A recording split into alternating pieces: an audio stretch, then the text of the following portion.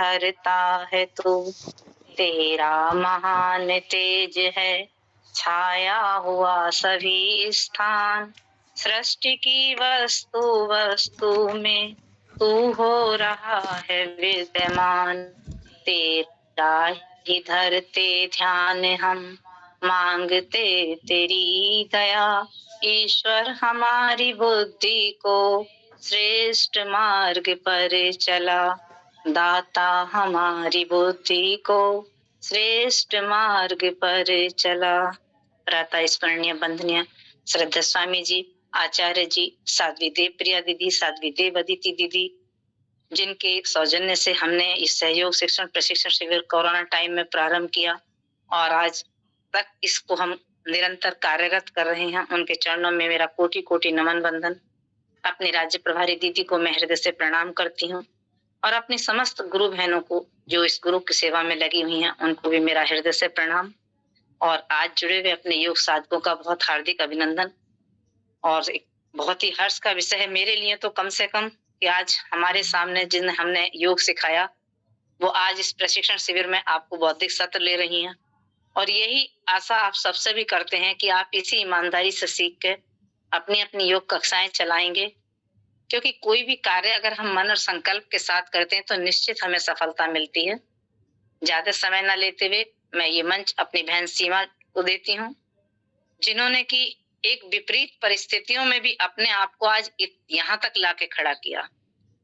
अनुकूल परिस्थितियों में तो हर इंसान कार्य करता है, लेकिन विपरीत परिस्थितियों में उन कार्य को करना, उसके लिए एक जुनून होता है, जिसके अंदर एक संकल्प होता है, जुनून होता है, वही इस कार्य को कर पाता है।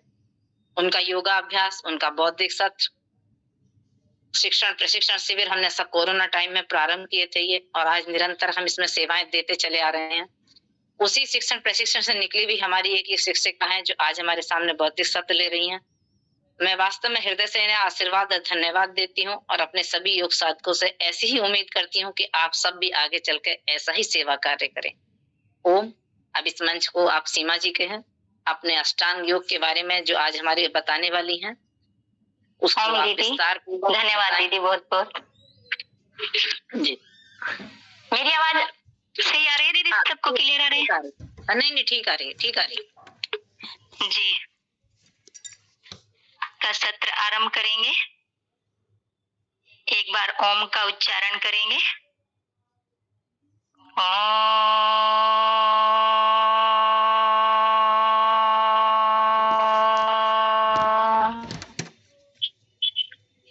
योगेन चित्तस्य पदेन वाचा मलं शरीरश्च वेदकेन योपाक्रोतं प्रवरं मुनीनां पतञ्जलिं प्राञ्जलिरोनतोऽस्मि। पतञ्जलिं प्राञ्जलिरोनतोऽस्मि। पतञ्जलि प्राञ्जलिरोनतोऽस्मि। ओम शांति शांति शांति। सर्वप्रथम महर्षि पतंजलि के चरणों में हृदय से प्रणाम और स्वामी जी और आचार्य जी की भी सूक्ष्म उपस्थिति को हृदय से नमन, और हमारी केंद्र प्रभारी देवप्रिया और देवादिति दीदी को भी मेरा हृदय से प्रणाम, और हमारी राज्य प्रभारी और हमारी जिला प्रभारी हर्षिता मैम, जिनके सानिध्य से मैं यहाँ पर बैठी उपस्थित हूँ, और रंजना दीदी को भी मेरा हृदय से प्रणाम, क्योंकि यहाँ पर जब आपके समक्ष हो तो उनका भी बहुत बड़ा सहयोग है मेरे जीवन में। और अंत में सभी संगठन की सभी कार्यकारिणी बहनों को भी मेरा हृदय से प्रणाम, और यहाँ पर उपस्थित सभी साधक एवं साधिकाओं को भी मेरा हृदय से प्रणाम। आज का जो हमारा सत्र है वह अष्टांग योग। इसको शुरू करने से पहले आज हम थोड़ा सा इसका परिचय जानते हैं कि अष्टांग योग का वर्णन कहाँ पर किया गया है और किसने किया है।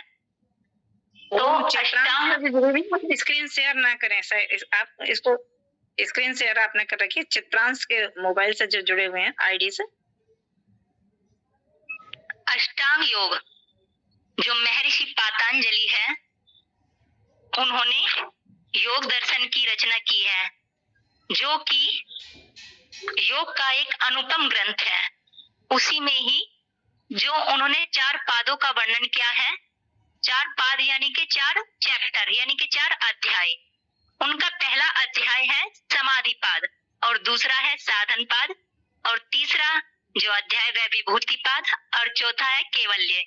तो उसी में उन्होंने साधन पाद में जो दूसरा अध्याय है उनका यानी कि पाद है, उसके 29 सूत्र में अष्टांग योग का वर्णन किया गया है। अष्टांग योग का वर्णन करते हुए महर्षि पातंजलि द्वारा रचित है। तो उन्होंने अष्टांग योग को एक अनुपम ग्रंथ के रूप में माना है। अब अष्टांग योग को पढ़ने से पहले आप ये कहेंगे कि अष्टांग योग का पालन करने से हमें क्या प्रतिफल प्राप्त होगा। जैसे कि आप सभी योग साधक यहाँ पर सहयोग शिक्षक बनने जा रहे हैं, तो आपको पता है कि आसन करने से मेरे शरीर के रोग दूर होंगे, प्राणायाम करने से जो मेरे मानसिक रोग है वह दूर होंगे। तो इसी प्रकार आपकी यह जिज्ञासा भी होगी कि अष्टांग योग का पालन करने से हमें क्या प्रतिफल प्राप्त होगा। तो अष्टांग योग को करने से हमारी जो अशुद्धियां है वह दूर होगी, जीवन में जो अज्ञानताएं है वह दूर होगी। जब जीवन की अज्ञानताएं दूर होगी तो हमें सुख की प्राप्ति होगी, और सुख की प्राप्ति होगी तो हमारा स्वास्थ्य ठीक होगा। तो साधन पाद जो है, जो महर्षि पातंजलि का विस्तृत रूप से योग के ऊपर ही वर्णित है, यानी जो पातंजलि ने जो योग दर्शन का जो वर्णन किया है, जिसकी रचयिता महर्षि पातंजलि है, उन्होंने 200 वर्ष पूर्व इसकी रचना की है। उसी में जो साधन पाद में उन्होंने अष्टांग योग का वर्णन करते हुए कहते हैं कि इसमें केवल सिर्फ योग की ही बातें हैं, अन्यथा कुछ भी नहीं। अगर जो यहाँ पर उपस्थित सभी साधकों को योग विद्या को जानने का, उसे सीखने की जिज्ञासा है, तो महर्षि पातंजलि का ही योग दर्शन सबसे प्रचलित अंग है, और सबसे मुख्य जो इसमें अंग है वह है अष्टांग योग। अब अष्टांग योग को जानते हैं हम। अष्टांग योग यानी कि ऐसे 8 अंग जिनका अनुसरण करके हम अपने जीवन की जो अशुद्धियां हैं, जो अज्ञानताएं हैं, उनको कैसे दूर करेंगे। एक सूत्र के माध्यम से उन्होंने 8 अंगों का वर्णन किया है 29 में। यम, नियम, आसन, प्राणायाम, प्रत्याहार, धारणा, ध्यान, समाधो अष्ट अंगानी, यानी कि यम, नियम, आसन, प्राणायाम, प्रत्याहार, धारणा, ध्यान और समाधि, ये 8 अंग बताए उन्होंने, जिनके माध्यम से हम इस योग विद्या को प्राप्त कर सकते हैं, इस योग विद्या को समझ सकते हैं, और अपने हमारे जीवन का जो लक्ष्य है, जैसे कि यहाँ पर उपस्थित सभी साधक साधिकाओं का जो लक्ष्य है वह सहयोग शिक्षक बनना है, स्वस्थ जीवन प्राप्त करना है, यानी मोक्ष प्राप्त करना है। मोक्ष यानी कि जीते जी मुक्ति। अब पहले बात की उन्होंने यम की, तो यम कौन से बताए उन्होंने 5 यम बताए हैं। पहला क्या है? अहिंसा। अब आप कहेंगे ये अहिंसा क्या है? अहिंसा का पालन कैसे करना चाहिए हमको? अहिंसा किसी भी प्राणी को किसी भी प्रकार से, यानी कि मनसा, वाचा, कर्मणा, इन तीनों रूपों से पीड़ा या तकलीफ न पहुंचाना ही अहिंसा कहलाती है। अर्थात सबके प्रति वैर भाव का त्याग करना, सबके साथ प्रेम पूर्वक व्यवहार करना, ये अहिंसा कहलाती है। जब हम अहिंसा का पालन करेंगे तो हमारे जीवन में सामाजिक समरसता आएगी। दूसरा क्या बताया उन्होंने? दूसरा बताया उन्होंने सत्य। सत्य क्या है? किसी के विषय में जैसा देखा है, सुना है, उसको वैसा ही दूसरे को डिलीवर करना, यानी जैसा किसी को आपने किसी के बारे में सुना है, देखा है, जाना है, तो उसको वैसा ही डिलीवर करना। उसमें अन्य कोई भी यानी उतराव चढ़ाव उन शब्दों में नहीं लाना है आपको, बढ़ा चढ़ाकर दूसरों को नहीं बताना है। जैसा आपने सुना वैसा ही उस दूसरे को डिलीवर करना ही सत्य कहलाता है। इसमें कोई भी और चीजें ऐड ऑन नहीं करनी है, कुछ गलत बातें नहीं जोड़नी चाहिए, बढ़ा चढ़ाकर दूसरों को मतलब एक्सप्लेन नहीं करना चाहिए। ये सत्य का पालन है। अब तीसरा आता है अस्ते। अस्ते का मतलब क्या होता है? चोरी न करना, और किसी या पदार्थ को उससे पूछे बिना उस वस्तु या वस्तु को ग्रहण न करना ही अस्ते का कहलाता है। यानी कि अस्ते का पालन होता है। बिना पूछे उस चीजों को ग्रहण न करना। आप पूछकर उससे उस वस्तु या पदार्थ को आप ग्रहण कर सकते हैं, यानी कि उसके पीछे किसी की भी वस्तु या चीज को आपको नहीं लेना चाहिए। अब चौथे नंबर आता है ब्रह्मचर्या। ब्रह्मचर्या अच्छे मोक्ष कारक ग्रंथों का, शास्त्रों को पढ़ना, ईश्वर की उपासना करना, वीर्य की रक्षा करना ही ब्रह्मचर्य कहलाता है। अब ये वीर्य है, इसकी रक्षा यानी कि इसकी रक्षा हम कैसे करेंगे? जो वीर्य है हमारी ये सप्त धातु में सातवीं धातु है, यानी कि जो हम भोजन ग्रहण करते हैं उससे जो सप्त धातुएं प्राप्त होती है। सप्त धातुएं सभी जानते हो गए, नहीं जानते तो आपको पढ़ाया जाएगा इसमें। पहली धातु है हमारी रस, रक्त, मांस, मेद, अस्थि, मंजा, शुक्र, और शुक्र को ही वीर्य कहा गया है।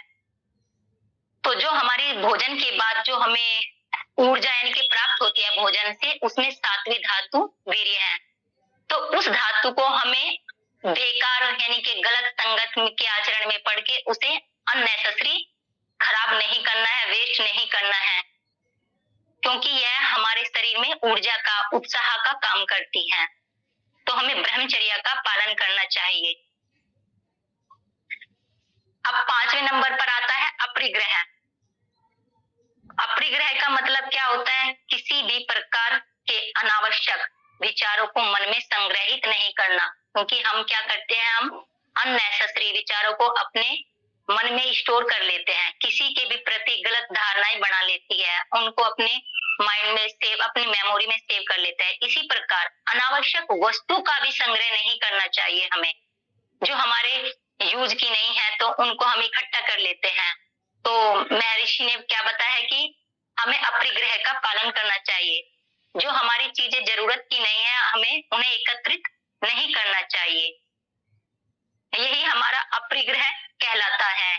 इस प्रकार यह 5 यम बताए गए हैं। पहला यानी कि अहिंसा, सत्य, अस्ते, ब्रह्मचर्या, अपरिग्रह। इन सभी जो यम है, इन सभी यमों का हमें सार्वजनिक यानी कि सभी परिस्थिति में इनका हमें पालन करना चाहिए। कोई भी परिस्थिति हो जीवन की, सभी जगह इन 5 यमों को पालन करना है। यमों को महाव्रत भी कहा गया। महाव्रत किस लिए कहा गया है? क्योंकि इनको कुछ लोग क्या सोचते हैं कि हम जो है कि हम जेंडर मतलब स्त्री पुरुष के, मैं पुरुषों पर हिंसा करता हूँ, महिलाओं पे हिंसा नहीं करना। यानी कि मैं बच्चों पे हिंसा नहीं करता, बड़ों पे हिंसा करता हूँ, मैं मनुष्य जाति पे हिंसा नहीं करता, पशु जाति पर हिंसा करता हूँ। या कुछ हमारा जो धार्मिक ये आते हैं, पर्व आते हैं कि मैं सावन के मास में मांस, मीट, मदिरा नहीं सेवन पान करता, मैं करता हूँ, वैसे करता हूँ। तो हमें जो ये 5 यम बताए गए हैं तो इनका सभी परिस्थिति में, सभी उसमें इनका पालन करना चाहिए। इनके पालन करने से हमारे जीवन में सामाजिक समरसता प्राप्त होगी। सामाजिक समरसता आएगी, प्रोत्साहन प्राप्त होगा, जिससे हमारा जो सामाजिक स्वास्थ्य है वे बढ़ेगा। अब अगला क्या बताया उन्होंने नियम के बारे में। तो इसी प्रकार महर्षि पातंजलि ने 5 नियम बताए गए हैं। उन 5 नियमों का हमें कैसे अपने जीवन में पालन करना है। पहला है सोच। सीमा ओम जी जी, जो हमारे साधक बहन भाई हैं ये सब अपने कॉपी डायरी लेके बैठे हैं, तो एक बार इनको पहले अष्टांग योग के 8 अंग के नाम लिखवा दो। यम, नियम, आसन, प्राणायाम, प्रत्याहार, धारणा, ध्यान, समाधि, ये 8 नोट करा दो। फिर ये उसके फिर यम लिख के उसके फिर ये 5 भाग जो अभी आपने बताए ना सत्य, असत्य, जी, जी, अहिंसा, जी। फिर ये उसके 5 भाग लिख लेंगे, फिर नियम के 5 लिख लेंगे। तो इस तरीके से इनके पास पॉइंट हो जाएँगे। जी, जी, हाँ। क्योंकि ये 8 अंग आपको हमेशा ही आप योग 8 की अंग पहले किसी भी अष्टांग योग के 8 अंग, तो आप हाँ। डाल के लिख लीजिए, पहले यम, नियम ऐसे लिख लीजिए और मतलब आराम से लिख लो। पढ़ा बहुत आराम से रही है, इतनी देर में आप लिख सकते हो, नोट करते हुए ज़रूर जाएँ। जो 8 अंग है ना महर्षि पातंजलि के, आप योग की किसी भी फील्ड में जाएँगे, किसी भी उसमें ये 8 अंग आपको पढ़ने को मिलेंगे ही। यानी कि योग का कोई भी रिसर्च हो, कुछ भी हो, इन 8 अंगों का वर्णन हमेशा ही आएगा। आप कितने ही बड़े लेवल पे जाएँगे, लेकिन महर्षि पातंजलि के जो ये 8 अंग हैं, इन 8 अंगों का वर्णन उन्होंने निम्न वर्ग यानी बिगिनर है, जो साधक है, जैसे कि उस बिगिनर के निम्न वर्ग में हम कौन आते हैं? हम आते हैं, जो सीख रहे हैं इस विद्या को, उनके लिए ये 8 अंग बताए गए हैं। और जो उच्च कोटि के हैं, मध्यम कोटि के लिए हैं, उनके लिए उन्होंने अभ्यास, वैराग्य, क्रिया योग, ईश्वर परिनिधान का वर्णन किया है। लेकिन हम जो है हम चिराग ने हाथ रेस किया है, क्या पूछना चाह रहे हैं चिराग जी? जी बोलिए। बैठे बैठे कोई स्क्रीन शेयर कर रखा, मैंने इतनी देर से चित्रांश के आईडी से जुड़ी हुई हैं, आपने स्क्रीन शेयर चलिए मैं एक बार फिर से एक्सप्लेन करती हूँ। 8 अंग, ये पहला आता है हमारा यम। सीमा केवल नाम आप लिखवा दो। जी जी, नाम ही बोलूंगी दीदी। पहले नंबर पे आता है हमारा यम, नियम, दूसरे नंबर पर फिर आसन, आसन और प्राणायाम से सभी परिचित होंगे। तीसरे नंबर पे आसन, चौथे नंबर पर प्राणायाम, फिर 5वें नंबर पर प्रत्याहार, फिर आता है 6ठे नंबर पर धारणा, फिर 7वें नंबर पर ध्यान, फिर उसके बाद समाधि। इसमें एक चीज और ऐड और कर लीजिए आप, जो ये यम, नियम, आसन, प्राणायाम, प्रत्याहार यानी कि जो 5 बताए गए हैं, ये उन्होंने बहिरंग बताए हैं, और जो धारणा, ध्यान, समाधि है, वे आंतरिक अंग बताए हैं।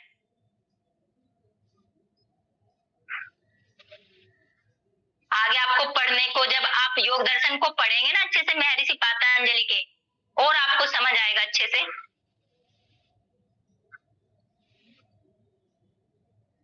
योग दर्शन एक ऐसा ग्रंथ है जिसमें महर्षि पातंजलि ने सिर्फ योग के बारे में ही बात की है, अन्य और किसी वस्तु के बारे में उन्होंने बात नहीं की है। सिर्फ योग विद्या को ही उन्होंने श्रेष्ठ माना है।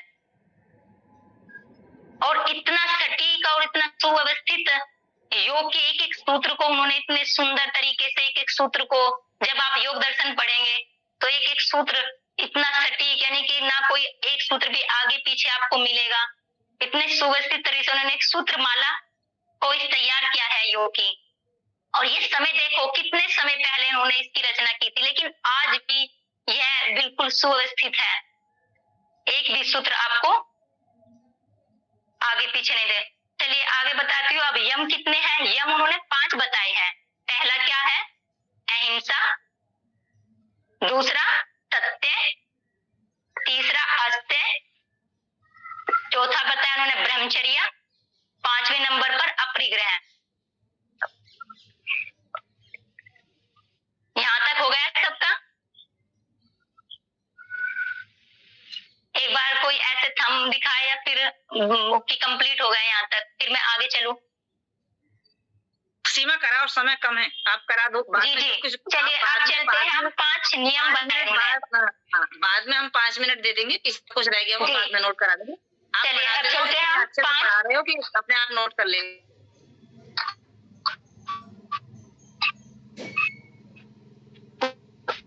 जो मुख्य 2 प्रकार से होते हैं सोच, यानी एक होती है हमारी बाह्य शुद्धि, एक होती है आंतरिक शुद्धि। आंतरिक बाह्य शुद्धि तो में क्या आता है? शरीर और भोजन। शरीर की शुद्धि स्नान आदि से की जाती है, और भोजन की शुद्धि सात्विक और पवित्र भोजन ग्रहण करने से होती है। आपने सुना होगा, यानी आपने सभी ने सुना है कि जैसा खाए अन्न वैसा होए मन। यानी जैसा हम भोजन ग्रहण करेंगे हमारे मन की वृत्ति, हम सात्विक भोजन करेंगे तो सात्विक प्रवृत्ति के होंगे, राजसिक भोजन करेंगे तो राजसिक, तामसिक करेंगे तो हम प्रमाद में, आलस्य में पड़े रहेंगे। ये सभी जानते होगे, नहीं जानते तो आगे जब आप पढ़ोगे तो सभी को राजसिक और सात्विक और तामसिक भोजन के बारे में अच्छे से पढ़ने को मिलेगा। तो अगला नियम आता है उनका संतोष। संतोष को धैर्य भी कहते हैं। संतोष को सबसे बड़ा सुख माना गया है। महर्षि पातंजलि ने संतोष को सबसे बड़ा सुख कहा है। जिसके जीवन में संतोष यानी कि धैर्य होता है, घनघोर पुरुषार्थ करने के बाद यानी प्रयास करने के बाद जो हमें फल प्राप्त हो उसमें संतुष्ट रहना ही संतोष कहलाता है। अगर कभी आपकी मेहनत से आपके कुछ आपका काम नहीं बनता तो आपके अंदर अकर्मण्यता नहीं आनी चाहिए। यानी सभी कार्य को भगवान को समर्पित करते हैं, ईश्वर की इच्छा को मानते हुए हमें पूर्ण करने चाहिए। तो इस प्रकार धैर्य और संतोष से किए गए कार्य में हमारे सभी कार्य पूर्ण होते हैं। अब तीसरे नंबर पर आता है हमारा तप। तप क्या होता है? तप है यानी कि द्वंद, सभी अनुकूल प्रतिकूल यानी कि चाहे अच्छी हो या बुरी हो, सभी अवस्थाओं में स्वयं को सम रखना। यानी भगवान श्री कृष्ण ने भी अर्जुन को समता का भाव बताते हुए गीता में कहा है, समत्तम योग उच्यते, यानी योगस्थे कुर्माणि संगम तत्वा धनंजय सिद्धियो समो भूत्वा समत्तम योग उच्यते। जिनके जीवन में समता का भाव होता है। अब आप स्वामी जी को ही ले लीजिए। स्वामी जी ने कितने तप और द्वंद सहन किए हैं। उन्होंने भूख, प्यास, सर्दी, गर्मी सभी परिस्थितियों में अपने को सम रखते हुए सभी कार्य को किया। तो अगर यह समरसता हमारे जीवन में भी होगी तो हम भी योग मार्ग में जरूर निपुण होंगे। हमारे भी जीवन के जो द्वंद है वह सभी दूर होंगे। तो चलिए, ये हो गया हमारा पहला हो गया यानी कि सोच, दूसरा संतोष, तीसरा तप। उसके बाद आता है हमारा चौथे नंबर का स्वाध्याय। स्वाध्याय क्या होता है? स्वाध्याय यानी कि स्वयं का अवलोकन करना, स्वयं के बारे में जानना। जब हम मोक्ष कारक ग्रंथों का अध्ययन करते हैं जैसे गीता, रामायण, महाभारत, वेद शास्त्र, उपनिषद आदि ऐसे महान ग्रंथों का अवलोकन हम करते हैं तो हमें आत्म अनुभूति प्राप्त होती है। हमारे जीवन का क्या औचित्य है, हम इस पर मनन करते हैं। यह जीवन हमें भगवान ने किस कार्य के लिए प्रदान किया है, क्योंकि हमारे जीवन का भी तो कोई औचित्य है ना। तो यह हम स्वयं का अवलोकन करते हैं कि हमें भगवान ने जीवन किस लिए प्राप्त किया है, हमारा भी तो कोई कर्तव्य है ना इस जीवन के लिए। तो यह अनुभूति हमें स्वाध्याय करने से ही प्राप्त होगी। जब हम गीता का, महाभारत का, रामायण का, उपनिषदों को पढ़ेंगे तब यह अनुभूति हमें प्राप्त होगी।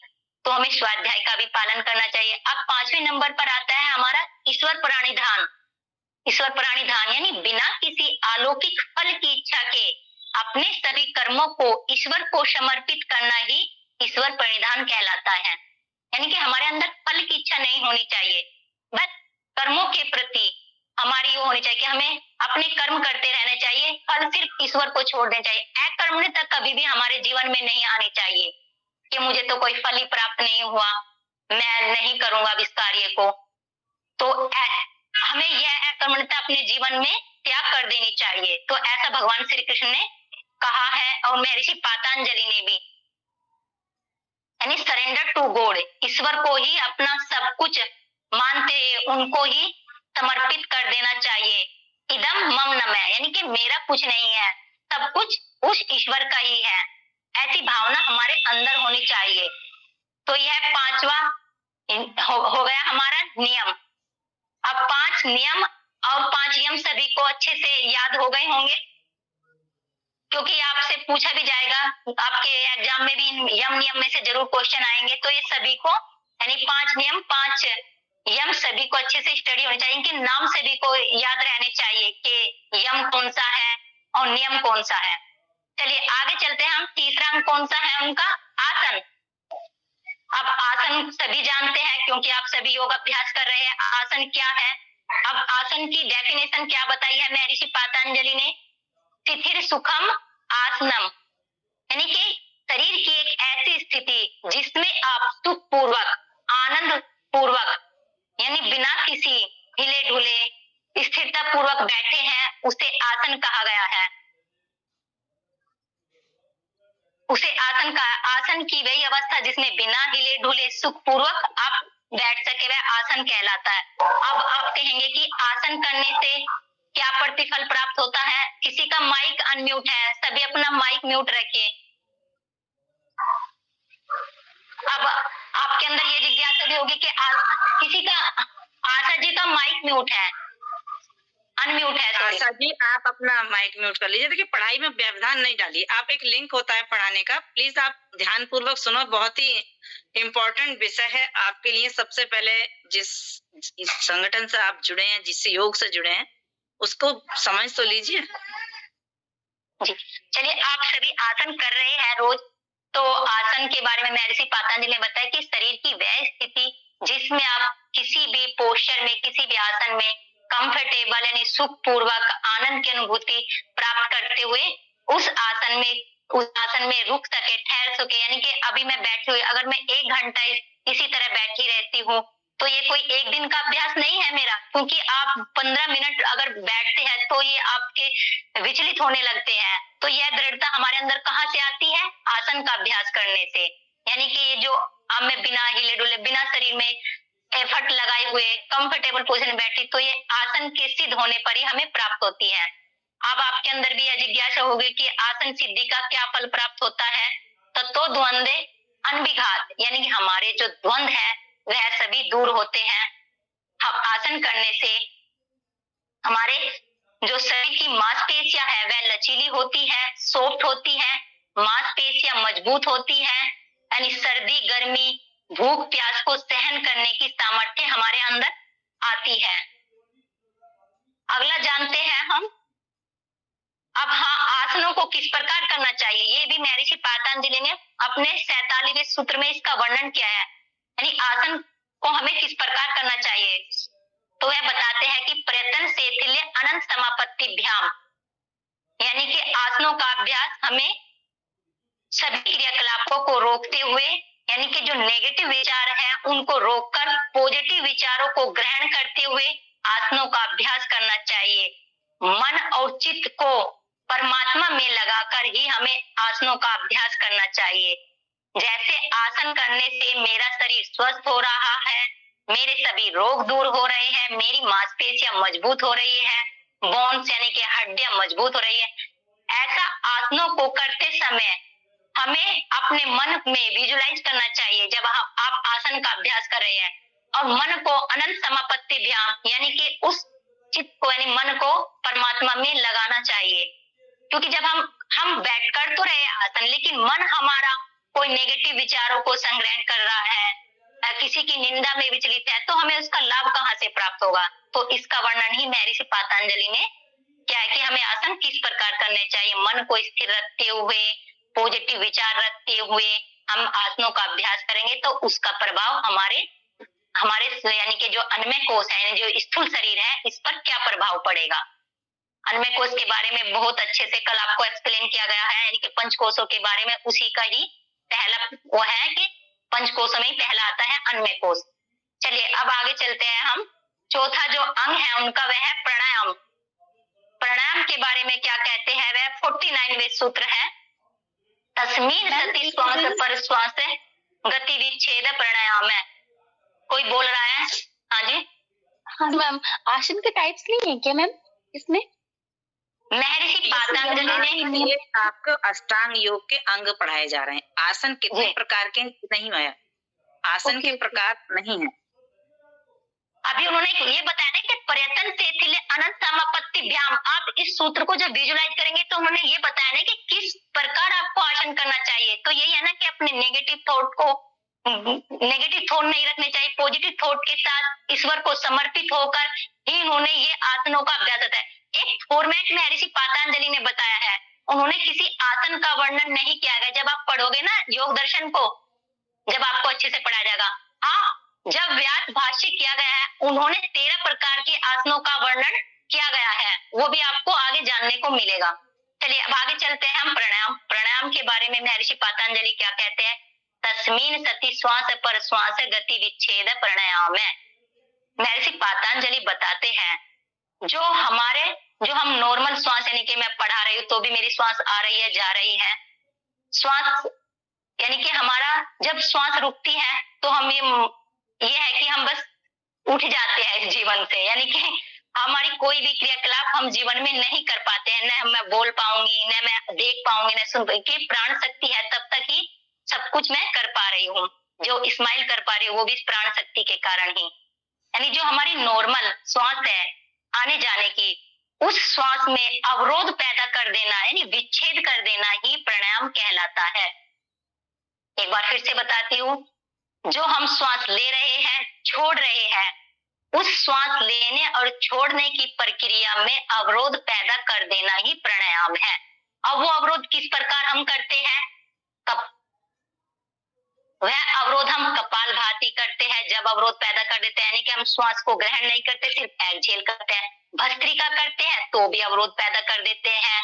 कुंभक लगाते, वायु प्राणायाम करते समय जब हम कुंभक लगाते हैं तो भी उसमें अवरोध पैदा होता है। यानी जो सामान्य श्वास है उसमें विच्छेदन कर दे यानी कि उसमें अवरोध उत्पन्न करना ही प्राणायाम है। अब वो अवरोध आप सभी समझ गए कि प्राणायाम करते समय हम उनमें अवरोध ही उत्पन्न करते हैं। जैसे कि श्वास अब नॉर्मल है, मैं श्वास लेंगी नहीं उसको छोड़ूंगी तो भी उसमें अवरोध है। अनुलोम विलोम करते समय भी हम उसमें अवरोध उत्पन्न कर देते हैं। तो यह है यानी कि श्वासों में विच्छेदन करना ही प्राणायाम कहलाता है। अब महर्षि पातंजलि ने 4 प्रकार के प्राणायाम का वर्णन किया है। बाह्य अभियांतर स्तंभ वृत्ति देश काले संख्या भी परिदृष्टो दीर्घ सूक्ष्म, यानी बाह्य वृत्ति प्राणायाम, श्वास को बाहर रोकना, ये बाह्य वृत्ति है। ये बाह्य वृत्ति कब करते हैं हम? जब बाह्य प्राणायाम करते हैं, यानी जब अभी आपको सिखाया गया होगा प्राणायाम तो उसमें बाह्य प्राणायाम आपको बताया गया, जब हम श्वास को बाहर खाली करते हैं तो ही हम अपना बाह्य प्राणायाम कंप्लीट कर पाते हैं। अब दूसरा आता है अभ्यंतरवर्ती प्राणायाम। अभ्यंतरवर्ती प्राणायाम यानी कि श्वास को अंदर रोक कर रखना। अब तीसरा आता है स्तंभ वृत्ति, यानी जैसा श्वास जहां चल रहा है उसको वहीं रोक देना ही स्तंभ वृत्ति प्राणायाम कहलाता है। चौथे नंबर पर आता है बाह्य अभ्यंतर विक्षेपी, यानी कि श्वास आ रहा है तो श्वास को और अंदर ही ग्रहण करना, ये अभ्यंतरवर्ती कहलाता है। और श्वास को हम बाहर खाली करते हैं और फोर्सफुली श्वास को बाहर निकालना ही बाह्य वृत्ति कहलाता है। ये बहुत बड़ी साधना के बाद ही इस स्टेज पे हम पहुंचते हैं। अगला आता है, अब आप जानेंगे कि प्राणायाम का क्या फल प्राप्त होता है हमें जब हम प्राणायाम करेंगे। तो प्राणायाम करने से हमें तत् अक्षिते प्रकाश आवरण, यानी कि हमारे जीवन में जो अज्ञानता का आवरण है वह दूर होता है, हमारा मन एकाग्र होता है जब हम निरंतर प्राणायाम का अभ्यास करते हैं। अब अगले नंबर पर आता है हमारा प्रत्याहार। प्रत्याहार 5वें नंबर, 5वां अंग है महर्षि पातंजलि का प्रत्याहार। तो प्रत्याहार क्या है? स्व-विषय असंप्रयोग्य चित्तस्य रूपानुकार इवे इंद्रियाणम प्रत्याहार है, यानी जब इंद्रियों को हम अपने विषयों से हटाकर, इंद्रियों के कौन से विषय हैं? इंद्रिया क्या है? हमारी ज्ञान इंद्रिया, यानी कि आंख आ गई, कान आ गए। आंखें क्या करती है? देखने का काम। कान क्या करते हैं? सुनने का काम। नासिका सूंघने का काम। जीभा चखने का काम, यानी स्वाद को बताती है। और त्वचा स्पर्श का, यानी 5 ज्ञान इंद्रिया और 5 कर्म इंद्रिया। 5 कर्म इंद्रिया तो होती है हमारे हाथ, पैर, उपस्थ, गुदा और हमारी जो मुख है, ये हमारी 5 कर्म इंद्रिया हो गई, यानी जो हम कर्म करती है। तो इनको अपने विषयों से हटाना ही, अंतर्मुखी करना ही प्रत्याहार कहलाता है। इंद्रियों के जो विषय है, आंख का देखना, कान का सुनना, नाक का सूंघना, जीभ का चखना, त्वचा का स्पर्श करना, इनका अनुभव है अच्छा या बुरा, वह हमारी इंद्रिया है। उनको भोग विलासिता की तरफ, जो हमारी इंद्रिया होती है वो भोग विलासिता की तरफ ज्यादा आकर्षित होती है। तो योग प्रत्याहार के द्वारा हम उनको अंतर्मुखी कर देते हैं। तो ये हमारा पांचवा अंग कहलाता है प्रत्याहार। अब प्रत्याहार का क्या फल प्राप्त होता है? तत्परमावशिष्यते इंद्रियाणाम। प्रत्याहार सिद्ध होने से योगी साधक का इंद्रियों पर पूर्ण अधिकार यानी कि पूर्ण नियंत्रण हो जाता है। जब हम प्रत्याहार प्राप्त कर लेते हैं यानी इंद्रियों को अपने विषय में कल्याण में भोग विलासिता की वस्तु से हटाकर उनको अच्छे कार्य की तरफ आकर्षित करते हैं, जैसे कि मोक्षकारक ग्रंथों को पढ़ना, योग विद्या को सीखना, भगवान की स्तुति करना, स्मरण करना। लेकिन आज के समय क्या है, हमारी जो इंद्रिया है वे भौतिक साधनों की तरफ ज्यादा ललायित होती है, ज्यादा आकर्षित होती है। जब हम उन्हें अपने वश में कर लेते हैं, वश में करना यानी कि अंतर्मुखी करना, बताया ना, तत्परमावशिष्यते इंद्रियाणाम में अपनी प्रत्याहार सिद्ध होने पर योगी साधक यानी सभी साधक जो है उनकी इंद्रिया पर पूर्ण नियंत्रण हो जाता है और वह भोग विलासिता की तरफ आकर्षित नहीं होते जब इंद्रिया हमारे कंट्रोल में होती है। अब अगला अंग आता है हमारा धारणा। धारणा के बारे में जो छठा अंग है वह है धारणा। अब धारणा के बारे में महर्षि पातंजलि ने क्या बताया है? देश बंदे चित्तस्य धारणा। यह विभूति पाद के पहले पाद में ही विभूति पाद का पहला सूत्र है जिसमें उन्होंने धारणा का वर्णन किया है। और धारणा से हमारे जो आंतरिक अंग है वह शुरू हो जाते हैं। आंतरिक अंग में सिर्फ 3 ही आता है, धारणा, ध्यान और समाधि। तो योग के जो आंतरिक अंग का पहला अंग है वह है किसी धारणा के बारे में जो महर्षि पातंजलि बताते हैं, चित्त किसी एक स्थान विशेष पर लगाना ही धारणा कहलाती है। चाहे वह किसी भूमध्य पर हो या बिंदु पर हो या नासिका के अग्रभाग पर हो। यह धारणा का अभ्यास करने से हमारा जो चित्त है वो एकाग्रता आती है, एक रूपता बनती है, जिससे हमारे अंदर धारणा प्रबल होती है। और जब धारणा प्रबल होती है तो क्या प्राप्त करेंगे हम? अगले ही उसमें बताया है यानी कि अंग में ध्यान, तत्प्रत्येक तांता ध्यानम। जब धारणा करने की सामर्थ्य हमारे अंदर आ जाती है, जब हम धारणा अच्छे से कर पाते हैं, धारणा की वह एक तांता बनी रहती यानी कि उसका बने रहना ही ध्यान कहलाता है। किस प्रकार? जैसे कि हम तेल को किसी दूसरे बर्तन में डालते हैं तो वह उस तेल की जो एक तांता बनी रहती है वो जरा सा भी इधर उधर नहीं गिरता। तो वही एक तांता अगर हमारे अंदर बनी रहती है तो वह ध्यान में कन्वर्ट हो जाती है। अगला बताया उन्होंने 8वां अंग समाधि।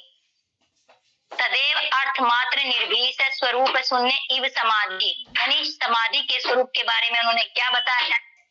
जब ध्यान को करते हुए साधक कर्तापन के भाव को समाप्त कर लेता है यानी कि मैं करता हूँ। जब योग साधक को केवल अपना लक्ष्य मात्र ही दिखाई देता है, वह अपने कर्तव्यपन से विमुख हो जाता है, अपने स्वरूप को भूलकर केवल ध्याता भाव यानी कि ध्यान करने वाला समझकर अब ध्येय जिस लक्ष्य की प्राप्ति के लिए किया जा रहा है, ध्यान यानी जिस साधना संपादन के लिए किया जा रहा है, यानी ध्यान एक साधन होगा समाधि को प्राप्त करने का। वह क्रिया जिसके द्वारा लक्ष्य को प्राप्त किया जाए ध्यान कहलाता है। ध्यान की अवस्था ही समाधि है। अब ये आपको समझना है। इसके लिए मैं आपको एक छोटी सी स्टोरी बताती हूँ, यानी कि ध्यान और समाधि क्या है। शायद आपको इस स्टोरी से आपको अच्छे से समझ आए ध्यान के और समाधि के बारे में, क्योंकि योग का जो अंतिम लक्ष्य है वो ध्यान और समाधि ही है। अब इस स्टेज तक हम कैसे पहुंचेंगे, इसका मैं एक छोटा सा उदाहरण आपको बताती हूँ। भंवरे का नाम आपने सभी ने सुना होगा, यानी जिस प्रकार भंवरा एक कीट होता है, उसको कीट भी बोलते हैं, यानी भौरा, जो हम भ्रामरी प्राणायाम करते समय उसका गुंजन करते हैं ना भौरे का। भंवरे को जो कमल के फूल का जो रस है ना वो बहुत प्रिय होता है। मैं आपको ये उदाहरण दे रही हूँ ध्यान और समाधि के लिए कि समाधि क्या होती है, समाधि की स्टेज में हम किस प्रकार पहुंचते हैं। हमें कैसे अनुभूति होगी कि हाँ हम समाधि की लेवल तक पहुंच रहे हैं। इसके लिए तो हमें बहुत बड़ा पुरुषार्थ करना होगा, अभी हम उस लेवल तक नहीं पहुंचे। तो जो भंवरा है उसको कमल के फूल का जो रस है वो बहुत प्रिय होता है। और कमल के फूल की एक विशेषता होती है कि वह दिन के समय खिलता है और अंधेरा होते ही वह फूल, जो पंखुड़ियां है कमल के फूल की, वो बंद हो जाती है। लेकिन भंवरा क्या है, वो कमल के फूल के रस को चखने में यानी कि चूसने में इतना आनंदित होता है, इतना आनंदित होता है कि वह यह भी भूल जाता है कि अंधेरा हो रहा है। उस कीट को यह भी नहीं पता रहता कि वह, इतनी तल्लीनता उसके अंदर आ जाती है कि वह पूरी तरह से उसमें, उस कमल के फूल के रस में बिल्कुल अपने आप को लीन कर लेता है। उसे अपने स्वरूप का भी भाव नहीं रहता कि अब अंधेरा होएगा, यह फूल की पंखुड़ियां बंद हो जाएगी, फिर मैं इस पंखुड़ी में बंद हो जाऊंगा या मर जाऊंगा। ऐसा कुछ भी उसके अंदर, कोई तल्लीनता उसके अंदर नहीं बचती। वो अपने स्वरूप से ही वंचित हो जाता है, कोई उसी में लीन हो जाता है और इस बात का भी आभास नहीं होता कि अंधेरा कब हुआ और कब वह फूल बंद हो गया। इस प्रकार उस भंवरे के फूल के रस के अतिरिक्त किसी प्रकार का कोई ध्यान ही नहीं रहता। ये ध्यान के बारे में बताया कि वो उसमें इतना लीन हो जाता है, अपने स्वरूप को भूल जाता है कि ये पंखुड़ी बंद हो जाएगी, मैं इसके अंदर हूँ या मैं मर जाऊंगा। क्योंकि सभी को अपनी जान प्यारी होती है ना, चाहे वो पशु पक्षी हो, सभी को अपनी जान प्यारी होती है। तो इतना तल्लीन और ध्यान में मग्न हो जाता है वह, इस वजह से स्वयं को भूलकर उस फूल के अंदर बंद हो जाता है। ठीक उसी प्रकार ध्याता यानी कि ध्यान करने वाला, जो ध्यान करता है उसको ध्याता कहा गया है। वह अपने स्वरूप को पूरी तरह से भुलाकर अपने लक्ष्य की प्राप्ति के लिए, जो हमारे जीवन का लक्ष्य है, अब यहाँ पर सभी साधक बैठे हैं, सभी साधक ने जो यह प्रशिक्षण ले रहे हैं, उनका लक्ष्य क्या है, यानी कि इस सहयोग प्रशिक्षण को प्राप्त करना, योग मार्ग में आगे बढ़ना, योग का जो लक्ष्य है अंतिम उसको प्राप्त करना।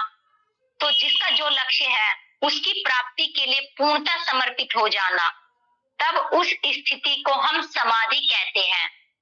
इस अवस्था में योगी साधक के लक्ष्य के अलावा अतिरिक्त कुछ भी नहीं दिखाई देता, यहाँ तक कि वह स्वयं के स्वरूप को भी भूल जाता है, उस भंवरे की तरह।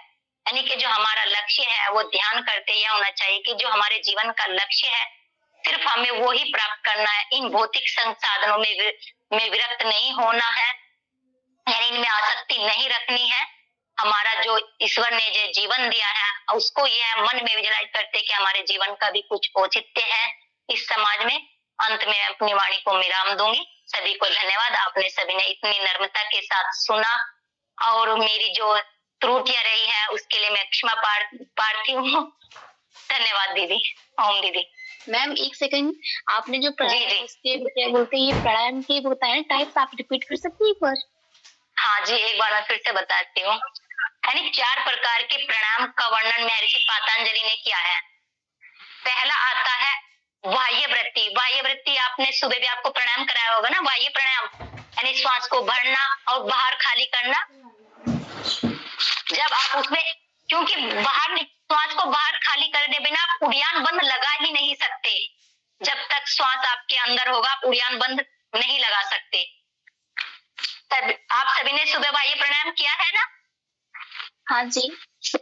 हाँ, तो उसमें श्वास को बाहर खाली करने के लिए बताया गया, तो उसको बोलते हैं बाह्य वृत्ति, यानी श्वास को बाहर खाली करना। पहला टाइप हो गया ये प्राणायाम का। दूसरा टाइप है अभ्यंतरवर्ती, यानी श्वास को अंदर, श्वास भरा और अंदर ही होल्ड किया, जैसा कि श्वास भरा और फिर जालंधर बंद अप्लाई किया। श्वास भरा और जालंधर बंद अप्लाई, श्वास को अंदर ही होल्ड किया, ये हो गया अभ्यंतरवर्ती, यानी श्वास को अंदर रोकना। हो जाएगा समझो। अब तीसरे नंबर पर आता है स्तंभ वृत्ति। ये टाइप आप जब आगे प्राणायाम के मार्ग में, योग मार्ग में आप अच्छे से स्टडी करोगे, ये आपको जरूर आएंगे प्राणायाम करते समय, यानी कि कब श्वास लेना है, कब छोड़ना है, कब रोकना है। क्योंकि इन टाइप के बिना आप प्राणायाम को पूर्ण कर ही नहीं सकते, यानी कि अनकंप्लीट है प्राणायाम। अब बाह्य प्राणायाम भी आप जब भी अच्छे से कर पाएंगे जब आप श्वास को अच्छे से भरकर बाहर एक्सहेल करना आपको अच्छे से आएगा और उसको बाहर ही रोकना, होल्ड करना, तभी आप बाह्य प्राणायाम को अच्छे से कर पाएंगे। और ये एक ही दिन के पुरुषार्थ नहीं आएगा, एक लंबे समय का आप धीरे धीरे करते रहेंगे तो आपको सब अच्छे से आ जाएगा। उसका लाभ भी आपको बहुत अच्छे से मिलेंगे, क्योंकि बाह्य प्राणायाम का बहुत लाभ है हमारे जीवन में। अब तीसरे नंबर पे आता है स्तंभ वृत्ति, यानी श्वास, जैसा कि मैं सामान्य श्वास ले रही हूँ और छोड़ रही हूँ, श्वास को जहां का तहां रोक देना ही स्तंभ वृत्ति कहलाता है। जैसे स्टैचू बोलते हैं ना, उस तरह से, उस प्रकार से, यानी कि रुक जाइए, इस तरह से साधारण भाषा में आपको बता रही। स्टैचू यानी कि श्वास को जहां का तहां, अंदर आ रहा है तो अंदर ही, बाहर जा रहा है तो बाहर ही, इस तरह से रोक देना ही स्तंभ वृत्ति कहलाता है। अब बाह्य अभ्यंतर विक्षापक्षेपी, विक्षापक्षेपी का मतलब होता है अवरोध, यानी श्वास अंदर आ रहा है तो उसको बाहर खाली करने की बजाय और अंदर ही फोर्सफुली अंदर ही लेना, अंदर ही खींचना, ये कैपेसिटी हम जब बहुत पुरुषार्थ करेंगे तभी हमारे अंदर आएगी। अब उस लेवल तक हम नहीं पहुंचे हैं। और फिर एक होता है समाधि के बारे में बता दिया जी दीदी। अच्छा, बात समझ में आ गया ना सबको? चलिए, अभ्यंतरवर्ती और बाह्यवर्ती यानी ध्यान के साथ ही समाधि का बता दिया ना। जी जी, ध्यान के साथ ही समाधि का बता दिया था। जी चलिए, बहुत सुंदर। जब हम ध्यान यानी कि अपने स्वरूप को भूल जाएंगे तो वही स्थिति समाधि की होती है ना। जब हम ध्यान को करते हुए इतने तल्लीन, उस भंवरे की तरह इतने तल्लीन हो जाएंगे कि अपने स्वरूप को ही भूल जाएंगे, यानी कि एकाग्र अवस्था, चित्त की निरुद्ध अवस्था ही समाधि है। और चित्त की एकाग्र अवस्था ध्यान है, यानी एकाग्र होना, स्थिरता जीवन में आना, और चित्त की निरुद्ध अवस्था ही समाधि की अवस्था है। अपने लक्ष्य के लिए इतना तल्लीन होना, यानी कि इतने समाधि को। मैम एक सेकंड, जैसे आपने अष्टांग योग के चैप्टर बताए थे ना 4, वो आप रिपीट कर देंगी? अष्टांग योग के अंग 4 चैप्टर आपने जो बताए थे, अंग तो आप बता चुके। अच्छा, अंग बताए हैं। पहला आता है यम, वो तो है ही। दूसरे नंबर पर आता है नियम। बात नहीं कर रही हूँ मैम, चैप्टर की बात जी जी, आपके साथ, मैं चैप्टर की बात कर रही हूँ। अच्छा, पहला आता है समाधि पद, यानी कि 4 अध्याय महर्षि जिनको पाद कहा गया है। अभी आपको पढ़ाया जाएगा, बहुत विस्तार से पढ़ाया जाएगा ये योग दर्शन में सब पढ़ाया जाएगा। जी जी, बहुत अच्छे से आपको एक्सप्लेन किया जाएगा। यानी कि पहला आता है समाधि पाद, फिर आता है साधन पाद। ओम दीदी, पहला आता है समाधि पाद, दूसरा साधन पाद, यानी कि योग विद्या को प्राप्त करने के लिए मन को एकाग्र, चित्त की निर्मल अवस्था, यानी कि क्या क्या साधन हमें अपनाने चाहिए, वे साधन पाद में बताया। जैसे कि पहला हो गया ये अष्टांग योगी, फिर तीसरे नंबर पर आता है विभूति पाद, तीसरा जो अध्याय है विभूति, और चौथे नंबर पर आता है केवल्य पाद। ये 4 अध्याय महर्षि पातंजलि ने बताए हैं।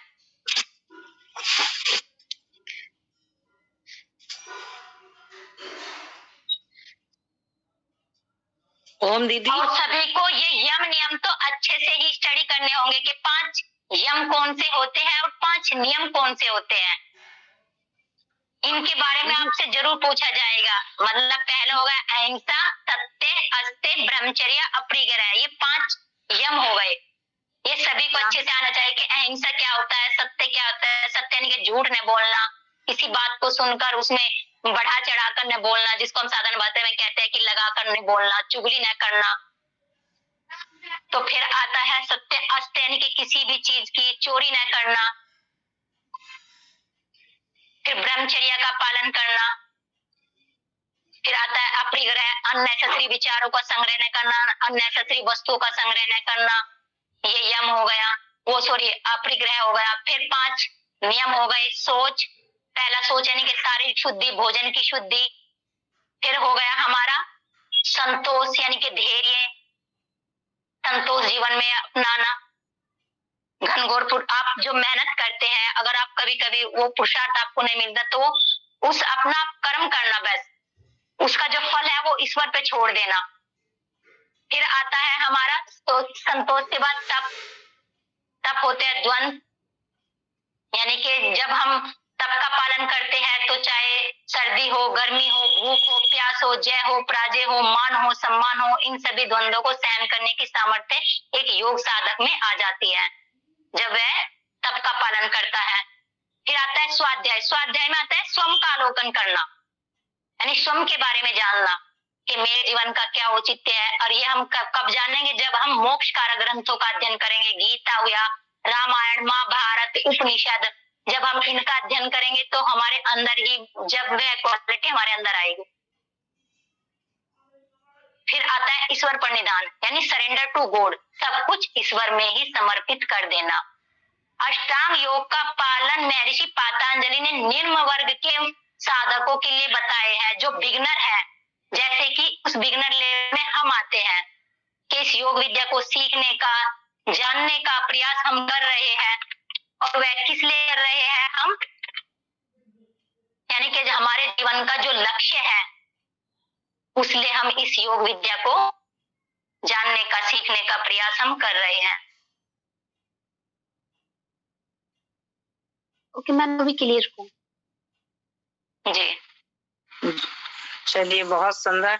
आज हमारी बहन सीमा जी ने अष्टांग योग के बारे में बताया।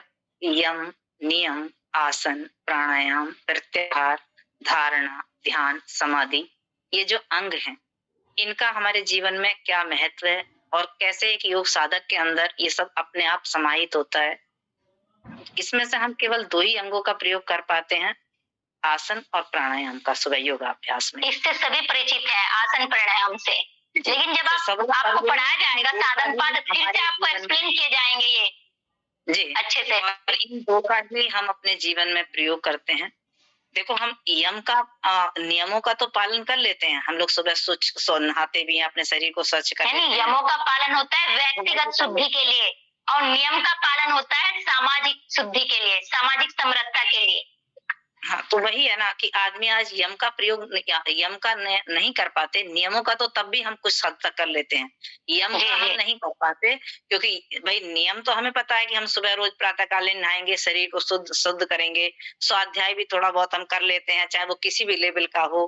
तप का मतलब यहाँ अग्नि में तपने से नहीं है, तप का मतलब होता है विषम परिस्थितियों में अपने आप को अनुकूल रखना। कोई अनुकूल प्रतिकूल परिस्थिति में भी सम रहना। जैसे कि स्वामी जी ने भी बहुत पुरुषार्थ किया है, उन्होंने भूख को, प्यास को, सर्दी है, गर्मी में, उसमें भी पुरुषार्थ करना नहीं छोड़ा है। यहाँ स्वामी जी का एग्जाम्पल भी आप ले सकते हैं। सबसे बड़ी पुरुषार्थ करना तो विपरीत परिस्थितियां उनके ऊपर आरोप प्रत्यारोप लगते रहे, लेकिन उन्होंने अपनी संस्कृति को, अपने योग को, अपने आयुर्वेद को जीवित रखने के लिए हमेशा उसके लिए वो प्रसाद करते रहे। उनपे कितने भी आज भी ऐसे नहीं है कि नहीं है, हजारों मुकदमे स्वामी जी पे चल रहे हैं, तो उन्होंने अपना कार्य नहीं छोड़ा ना। उन्हें पता है कि सत्य की जीत हमेशा होती है, व्यर्थ और बाधाएं तो आती हैं, तो स्थिरता कैसे आ गई? क्योंकि वो योग से जुड़े थे। और स्वामी जी के पुरुषार्थ के कारण ही तो आज हम सब यहाँ पर बैठे हैं, जुड़े हैं, इस योग विद्या को सीख रहे हैं, जान रहे हैं। तो ये सारी चीजें हैं जो अभी आप कंफ्यूज ना हो। प्रतिदिन आपको सुबह आसन कराते हुए, प्राणायाम कराते हुए इन शब्दों को बार बार प्रयोग करा जाएगा। अभी जो आप प्राणायाम की बात कर रहे थे, आंतरिक कुंभक, बाह्य कुंभक, तो ये सारी चीजें जब हम सांस को बाहर छोड़ रहे हैं तो बाह्य कुंभक हो गया, अंदर ले रहे हैं तो आंतरिक कुंभक हो गया, क्योंकि अभी ये शब्द आपके पास नहीं है। ये योग के प्रैक्टिकल अभ्यास है ना, आपको रिपीट होते रहेंगे। प्रैक्टिकल अभ्यास करोगे तो आपको अच्छे से आ जाएंगे कि बाह्य कुंभक, अभ्यंतर, स्तंभ वृत्ति, बाह्य विक्षेपी, ये क्या होता है, ये आपको अच्छे से आ जाएंगे फिर सभी। मैम कुंभक मीन्स क्या होता है? कुंभक यानी कि रोकना, श्वास को रोकना कुंभक होता है। ये सारे शब्द पूरक, रेचक, कुंभक ये योग के शब्द है, यानी कि श्वास को लेना, पूरक, रेचक यानी कि छोड़ना, कुंभक यानी कि होल्ड करना, रोक कर रखना। ये हमारे एक, इसीलिए तो कहते हैं ना योग, योगा, युमा में क्या अंतर होता है इन शब्दों के साथ, क्योंकि इनकी गहराई के साथ जब हम करते तो हम एक अलग दिखाई देते हैं। योग साधक अलग दिखाई देगा अगर आप योग करेंगे, तब आपके चेहरे से, आपकी वाणी से, आपके व्यवहार से हर इंसान कह देगा कि आप क्या पतंजलि से जुड़े, क्योंकि इतना धैर्य, इतना संतोष, हमारी वाणी में इतनी मधुरता होनी चाहिए। योग करते हुए ये सारे लक्षण अपने आप स्वयं आते हैं। जब हम प्राणायाम करते हैं, आसन करते हैं, देखो आसन का करने का अभी बताया, इसमें आसन आया पहले हम आसन करके अपने शरीर को शुद्ध करते हैं, उसका निरोग बनाते हैं। फिर अपनी आत्मा के शुद्धिकरण के लिए हम प्राणायाम करते हैं, हमारा मन भी पवित्र हो। हमें बाहर ही झाड़ू नहीं लगानी, अपने अंदर भी झाड़ू लगानी है। हम बार घर के बाहर झाड़ू लगा दें और घर के अंदर कूड़ा पड़ा रहे तो फिर क्या वो हम शुद्ध माने जाएगा? तो इस तरीके से हम प्राणायाम करके अपनी आंतरिक शुद्धि करते हैं। और ये आप ऐसा ना सोचे कि आज ये शब्द आपने सुने हैं तो पता नहीं क्या होगा, क्योंकि आप सब नए साधक जुड़े हैं। जब प्रतिदिन आप इन शब्दों को सुनेंगे, सुबह आप जब प्राणायाम कराया जाएगा तो इन शब्दों का बार रिवीजन होगा, तो ये निश्चित रूप से आप इनका अर्थ समझ लेंगे। कोई भी विचलित ना हो, ना इस चीज को समझें कि क्या है। लेकिन ये है कि हमें ये पता होना चाहिए कि अष्टांग योग के 8 अंग होते हैं। क्योंकि हम बहुत अधिक पीएचडी यहाँ नहीं कर रहे, लेकिन 25 दिन के कोर्स में आपको इन शब्दों की जानकारी होनी चाहिए, क्योंकि हम बहुत ईमानदारी के साथ हर चीज को बौद्धिक सत्र में पढ़ाते हैं। ऐसा नहीं है कि हमने सुबह को आपने केवल बैठा दिया, हा हो कर दिया और ताली बजवा दी और हास्यासन करा दिया और सिंहासन करा दिया और हो गया योग। ऐसा नहीं होता। हर चीज को बहुत कायदे से, बहुत ही शांति पूर्वक एक एक शब्द को अर्थ समझाते हुए हम सुबह आपको योगाभ्यास कराते हैं, शाम को इसी को बौद्धिक रूप में समझाते हैं, क्योंकि जिसका प्रैक्टिकल हुआ उसको आप लिखित में भी पढ़ें और समझें, तो दोनों चीजें हमारी चीज समझ में आ जाती हैं। तो हम सुबह प्राणायाम करते हुए सभी कहते हैं कि आप, जब हम भस्त्रिका प्राणायाम कर रहे थे तो आप कहा था कि 2.5 सेकंड तक सांस को भरना, 2.5 सेकंड में ही बाहर छोड़ना। सामान्य सांस जब हम ले रहे हैं, जैसा भी हम बैठे हैं, तो ये सामान्य सांस होती है। इसमें हम 500 ml ऑक्सीजन इनहेल करते हैं केवल। लेकिन जब हम गति के साथ प्राणायाम करते हैं तो 5000 ml ऑक्सीजन अपने शरीर के अंदर लेकर जाते हैं। शरीर के अंग तक, एक एक सेल तक उसको रक्त के साथ वो जाता है। इसीलिए कहते हैं कि प्राणायाम से हमारी बीमारी क्योर होती है। क्यों क्योर होती है? क्योंकि एक एक अंग, एक एक सेल को जीवित कर देते हैं। वहां तक एक एक सेल तक ऑक्सीजन जाती है। जब ऑक्सीजन का लेवल हमारे शरीर में भरपूर होगा तो हमारे शरीर में हमारा इम्यून सिस्टम मजबूत होगा, हमें कोई भी रोग नहीं घेर सकता। लेकिन हमारे करने का तरीका, हमारी एकाग्रता, हमारा संकल्प, हमारा समय, हमारी निरंतरता इसमें सहयोग करती है। आप जिस तरीके से जिस भी काम को करोगे, हमारे बड़े बुजुर्ग होते थे, जब हम कहीं जाते थे वो एक ही बात कहते थे, भैया ध्यान से जाना, ध्यान से खाना, ध्यान से करना। तो ध्यान से करना क्या है? ध्यान यही है ना कि हम एकाग्रता पूर्वक पूरा मन लगा के किसी भी काम को करें ताकि हम उसकी गहराई को समझ सकें। कितनी बार हम ऊपर से सुनकर चले जाते हैं, हमें समझ में नहीं आता कि क्या बोला गया। लेकिन जब हम, क्योंकि हमारा ध्यान उस समय नहीं था वहां पर जो बात कही जा रही थी। इसी तरह से जब हम यहाँ बौद्धिक सत्र में बैठते हैं और हम सुबह को योगाभ्यास सत्र में बैठते हैं तो कई बार हमारा ध्यान अपनी रसोई में हुआ होता है, बच्चे जा रहे हो रहे हैं स्कूल, फिर बाद में पूछते हैं मैडम कौन सा आपने आसन कराया था, है ना, क्योंकि हम एकाग्र थे ही नहीं। तो अपनी एकाग्रता को बनाएंगे और निश्चित रूप से ये सारी चीजें आपको समझ में आएंगी। हमारा समय भी हो गया और बहुत बहुत धन्यवाद हमारी बहन को जो इतना अच्छा आज उन्होंने अष्टांग योग के अंग के बारे में आपको बताया, क्योंकि यही योग का पहला अध्याय है, आधार है ये हमारे जीवन का। दीदी, जो भी साधक ना इस योग विद्या को मतलब विस्तार से जानने का, समझने का प्रयास कर रहे हैं, मैं उनके लिए यही कहूंगी कि आप सिर्फ योग दर्शन को ही पढ़िए, क्योंकि महर्षि पतंजलि ने योग दर्शन में सिर्फ योग के अलावा और किसी चीज का वर्णन किया ही नहीं है। यानी कि योग दर्शन ही एक ऐसी बुक है जिसमें आपको सिर्फ योग के बारे में ही नॉलेज मिलेगी। सीमा जी, अभी इतनी गहराई को आप ही समझ सकती हैं, क्योंकि हम अभी बहुत ऊपर चले गए। जो हमारे नए साधक हैं अभी उन्हें योग दर्शन की मंत्रों की बातें अभी ऊपर से जाएंगी, क्योंकि वो उस चीज को अभी नहीं समझेंगे। धीरे धीरे पढ़ेंगे, आएंगे वहाँ पे सब होगा। जी प्रीति जी, आप बहुत देर से कुछ कहना चाह रही थी।